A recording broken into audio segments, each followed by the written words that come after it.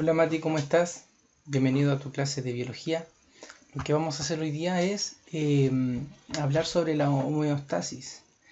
La homeostasis es el sistema en el cual el cuerpo humano, es regulado. Nuestro cuerpo humano debe tener una cierta regulación de su medio interno, ¿ok? Entonces, vamos a ver algunas partes. Anda siguiéndome en la diapositiva.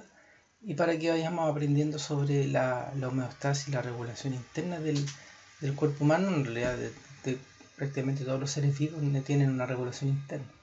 Ya, vamos a ver la de nosotros.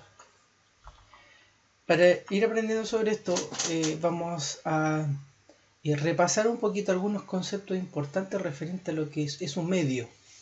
Un medio, así como tú ves en la figura, no sé dónde estás viendo, ahí, en alguna parte. Existen tres sistemas conocidos que son el sistema aislado, el sistema cerrado y el sistema abierto. Cada uno de estos sistemas tiene una particularidad. Es el intercambio de energía y de materia con el medio externo. Por ejemplo, el sistema aislado no tiene ni energía, no tiene intercambio ni de energía ni de materia con el medio externo. Los sistemas cerrados solamente tienen intercambio de energía pero no de materia.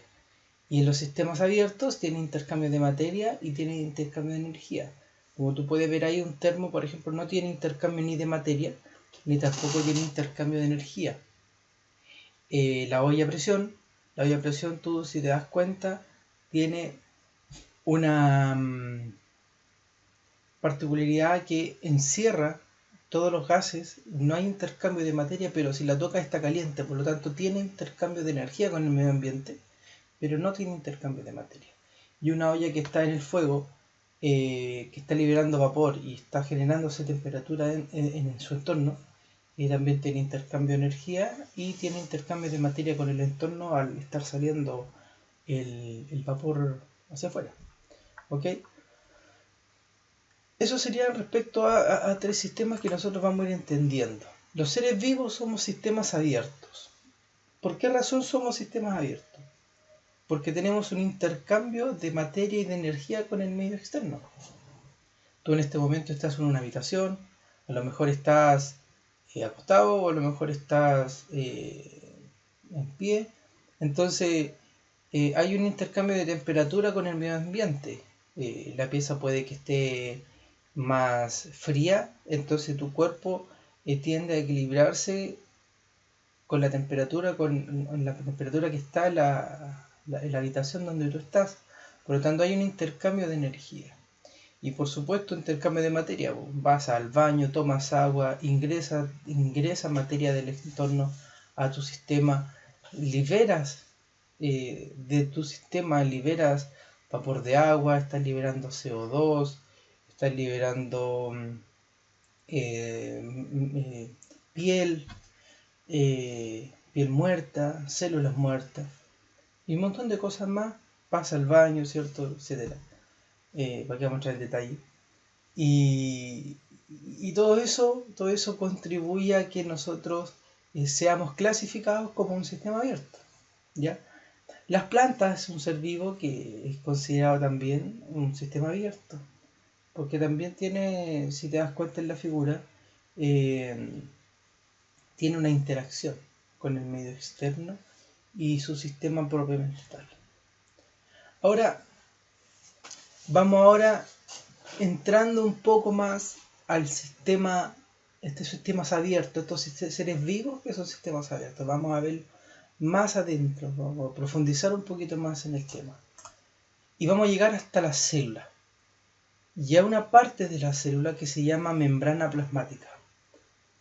Los seres vivos tenemos células y esas células tienen membranas plasmáticas. Esa membrana plasmática, con características semipermeables, que permiten ingreso de elementos de su entorno, pero también facilita la excreción, la salida de elementos del interior de nuestro sistema, del interior de la célula en este caso. Vemos la célula como un sistema. Entonces, al salir elementos, al salir energía, liberar energía del interior de la célula, lo clasifica igual como un sistema abierto. Ahora, ¿por qué razón se le llama semipermeable? Eso lo vimos creo que en primero medio. Tú lo tienes que haber visto, yo no te hice clase primero medio. Que la membrana plasmática es un organelo compuesta por una bicapa lipídica, o sea, tiene lípidos aquí y lípidos acá, ya, fosfolípidos. Y esta membrana, estos fosfolípidos permiten que, de acuerdo a sus cargas, el ingreso selectivo de diferentes tipos de elementos, minerales, nutrientes, para el interior de la célula, para obviamente el metabolismo. Pero también existen unas proteínas que son proteínas de transmembrana, por ejemplo, que es lo que permiten estas, el ingreso de elementos selectivos. O sea, ellas seleccionan y están capacitadas o entrenadas para que seleccionen qué elemento va a ingresar. O sea, son exclusivas para diferentes tipos de elementos, componentes, compuestos, para las funciones vitales de la célula. También eso permite entonces el ingreso selectivo. Por eso viene el nombre semipermeable. Algo permeable es algo que no permite que entre ni que sale. Perdón, impermeable es algo que no permite que entre ni que sale. Eso es algo impermeable. Por eso te pones un impermeable para salir a la lluvia, porque no va a permitir que tú te mojes. Pero lo permeable permite completamente que algo entre y que salga. Sale a la lluvia, por ejemplo, con una polera, queda todo mojado por dentro. Y en cambio, por ejemplo, algo semipermeable es selectivo. Deja entrar algunas cosas, pero otras cosas no. Y viceversa. Deja salir algunas cosas y otras no. Entonces, eso es una membrana plasmática. Ya, eso es un tema sumamente básico referente a la célula. Pero ¿por qué es importante? Porque a partir de esto nosotros empezamos a hablar de unos conceptos que lo estipularon estos científicos, estos estudiosos, que hablan de dos cosas, de dos términos importantes que vamos a estar viendo ahora en estos días: el medio interno y la homeostasis. El medio interno corresponde a todos los líquidos que rodean la célula de nuestro organismo, tanto el líquido que es el intersticial, la sangre y la linfa. Estos líquidos, tanto los líquidos que están dentro de la célula o que están fuera de la célula, le llaman líquidos, se le llama medio interno. Ya nosotros estamos compuestos por mucha agua, así que vamos a ver ahora el detalle más o menos cuánto es el porcentaje de agua que tenemos nosotros. Y luego el fisiólogo Walter Cannon dijo que existe un equilibrio, un constante equilibrio, en nuestro cuerpo, en nuestro medio interno. En el medio interno que dice Claude Bernal, que dice que nosotros estamos compuestos por un líquido interno, tanto intracelular o como extracelular. Ese líquido está en equilibrio, y ese equilibrio lo regula un proceso que se llama homeostasis, ¿ya? Ese regulado, ¿por qué? Porque nuestro cuerpo muchas veces se ve estresado en diferentes situaciones. Por ejemplo, un ejemplo muy básico, me resfrié, estoy resfriado, y me da fiebre, una regulación del medio interno, ¿ya? No sé, tengo frío, algo muy básico, tengo mucho calor, estoy corriendo, tengo calor. ¿Por qué? Porque voy trotando en alguna parte. ¿Y qué pasa después? Hay un momento en donde empiezo a transpirar. Esa transpiración es regulación del medio interno, ¿ya? Así que vamos a ver, existen varios sistemas que participan en la regulación del medio interno o en la homeostasis. y vamos a ver algunos de ellos. Para llegar a eso, vamos a hablar un poquito sobre el medio interno. Ya te lo había mencionado, que vamos a ver un poquito en detalle, bien superficial en realidad, sobre el medio interno. Los organismos, tanto unicelulares como pluricelulares, unicelulares que tienen una célula, pluricelulares que tienen más de una célula, están compuestos por un líquido intracelular, ¿ya? Y extracelular, líquido intersticial. Entonces, vamos a ver que los unicelulares, por ejemplo, algunas bacterias, microalgas, están compuestas principalmente por su líquido intersticial o su medio interno, el agua, ¿ya? También podemos ver que en los pluricelulares, por ejemplo, como el cuerpo humano, vamos a focalizarnos un poquito en eso, el 60% de nuestro cuerpo está compuesto por agua, el 60%. Pero de ese 60%, el 40%, yo por eso veo mi vista acá porque voy viendo la diapo, no te desconcentres con mi cara. El 40% del cuerpo humano, el 40% del 60% de agua que corresponde a todo nuestro cuerpo, corresponde al intracelular, o sea, son líquidos que están dentro de las células. Y después tenemos un 20% que es el extracelular, que son líquidos que están fuera de la célula. Pero de ese líquido que está fuera de la célula, ¿dónde está? No está suelto, está en diferentes partes.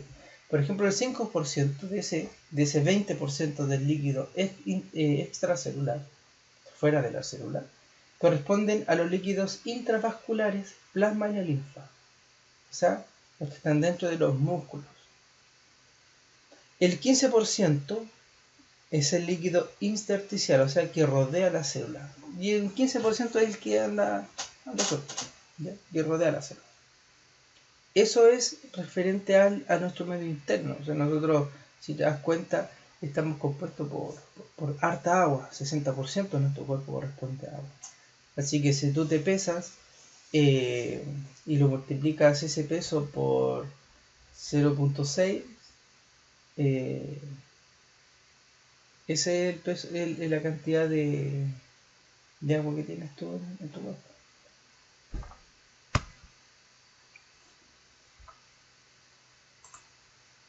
Ahora, la composición de nuestro líquido intersticial, como ya te mencionamos anteriormente, el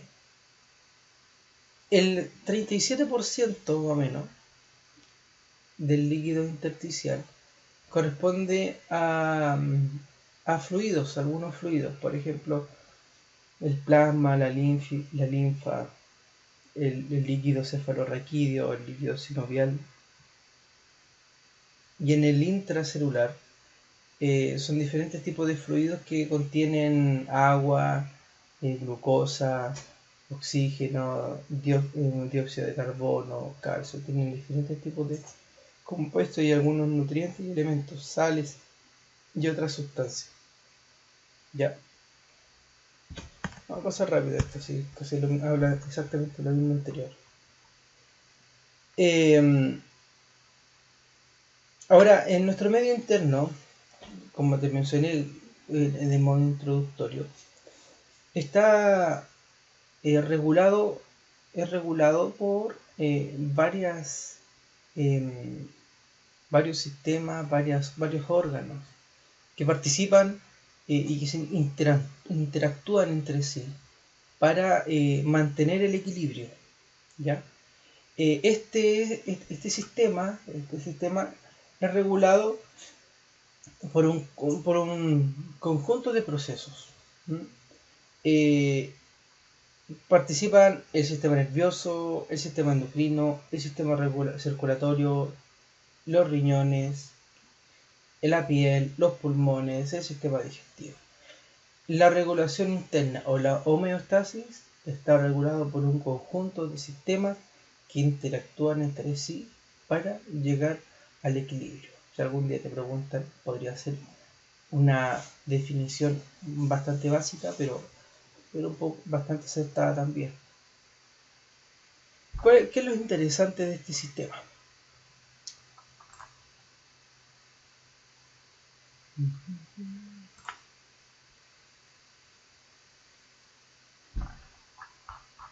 El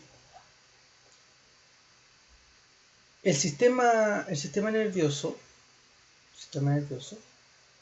en este caso el sistema nervioso autónomo,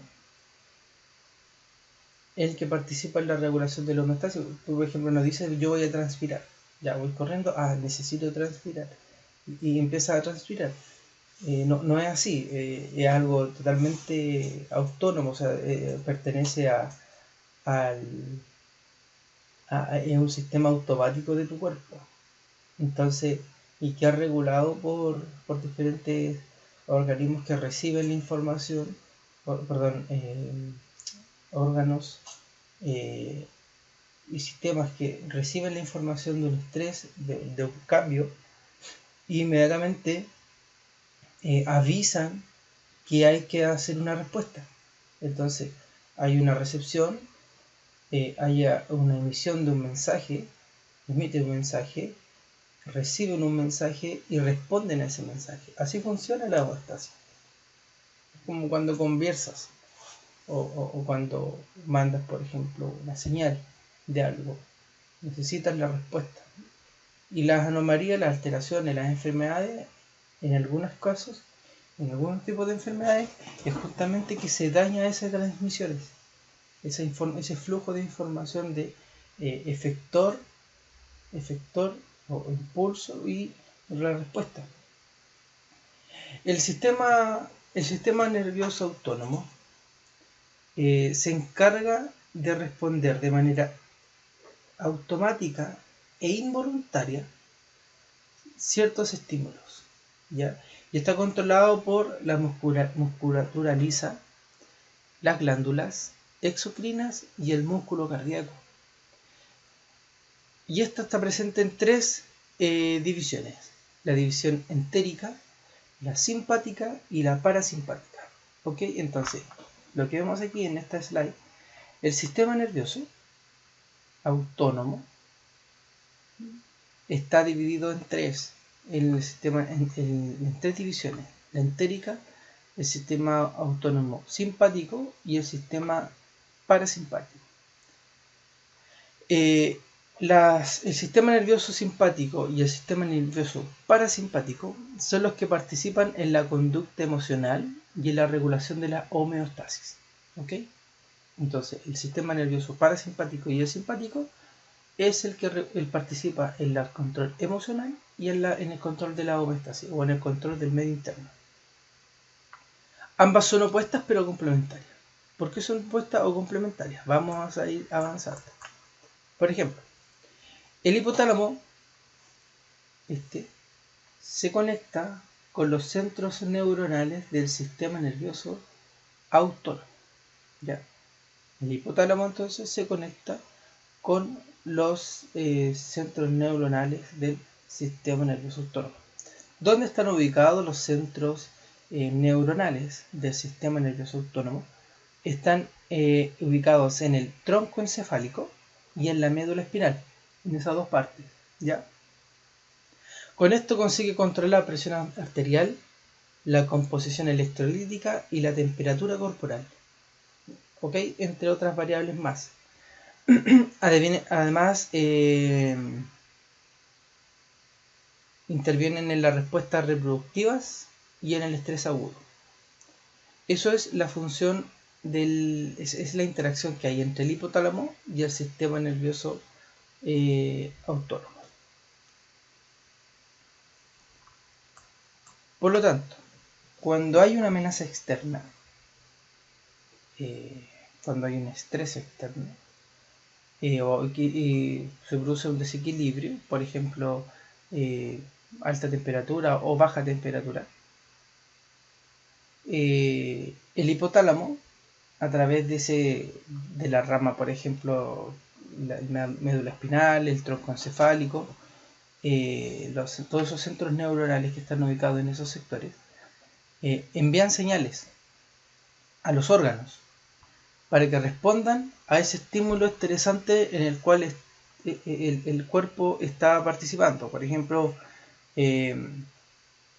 por error tomo la olla donde no tengo que tomarla cuando está caliente. Entonces inmediatamente el hipotálamo avisa que hay un desequilibrio, o sea, hay unos cambios de temperatura. La temperatura normal del cuerpo rodea las 36.8 grados, 36.5 grados Celsius. Cualquier temperatura externa a lo cual mi cuerpo está acostumbrado a estar en este momento en normalidad, es una alteración. Entonces, si yo toco la olla, está caliente, me voy a quemar. El hipotálamo dice, hay un desequilibrio, las manos están en una temperatura muy alta, por lo tanto le envía una señal a través de los conductos neuronales, de los centros neuronales, ¿a dónde? Al hipotálamo. Y le dice, hipotálamo, estamos con problemas y una temperatura alta en la mano. Entonces avísale a los músculos para que retiren la mano, para que no se siga quemando. Entonces, a eso se refiere con señales múltiples a los órganos que respondan a ese estímulo estresante. Luego, superada la emergencia, ese es el sistema simpático. Luego, superada esa emergencia, esa situación de estrés, retiré la mano. La división parasimpática, ¿te acuerdas que te nombré dos? Sistema simpático y sistema parasimpático. El simpático, a través del sistema simpático, de esa rama, se avisa que se saque la mano. Y a través del sistema parasimpático, le dice, ya, estamos listos, todo está normal, ya sacó la mano. ¿Por qué? Porque si no, está todo el rato así, tratando de sacar la mano. Por eso el sistema parasimpático hace que ya avisa que ya la mano volvió a su temperatura. ¿Ok? La gente que tiene Parkinson es un problema de transmisión.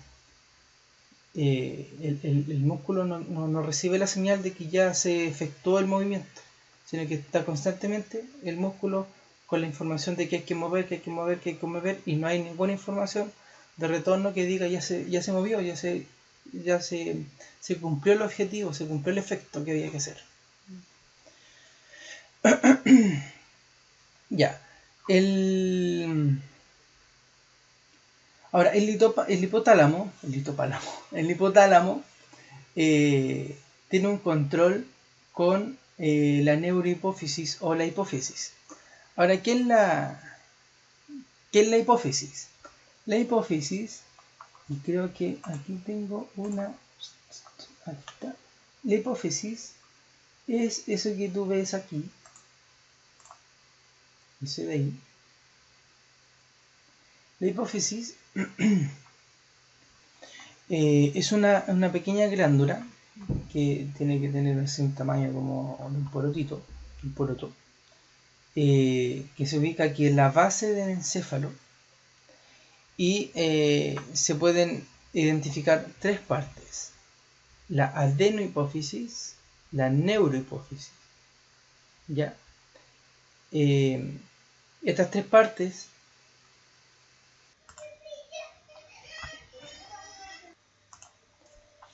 entonces, para que el hipotálamo haga su función de homeostasis, necesita de otras glándulas para ese control, y eso lo controla a través de la hipófisis. La hipófisis está compuesta por tres componentes. En realidad es una sola, pero que tiene unas ramificaciones, y esas ramificaciones tienen diferentes nombres. Por ejemplo, la adenohipófisis y la neurohipófisis. Y al ser ramificaciones de la hipófisis, se les considera como que tienen funciones diferentes. Por esa razón, la hipófisis está compuesta por adenohipófisis y la neurohipófisis. La adenohipófisis es la encargada de la secreción de hormonas, ¿ok? Y se le llaman factores liberadores y factores inhibidores. Eso está en la adenohipófisis. La adenohipófisis, como te muestra en la figura, está rodeada por una serie de capilares. Y en estos capilares es donde se van a hacer el intercambio de hormonas, ¿ok? Los factores liberadores. Y la neurohipófisis no es una glándula propiamente tal, sino que se van a almacenar las hormonas producidas, ¿ya? Que se van a producir en el hipotálamo, ¿ok? Entonces eso sería en parte la función del hipotálamo para la regulación interna a través del control de la hipófisis, que está compuesta por la adenohipófisis y la neurohipófisis, ¿ok? Vamos a dejarlo hasta aquí, voy a dejarte información para ir solamente por parte y vayamos aprendiendo en detalle cada uno. Tenemos tiempo, así que lo vamos a hacer así. Voy a dejarte una guía en Classroom donde podrás desarrollar algunas cosas, ¿ok? Que esté bien, chao, chao.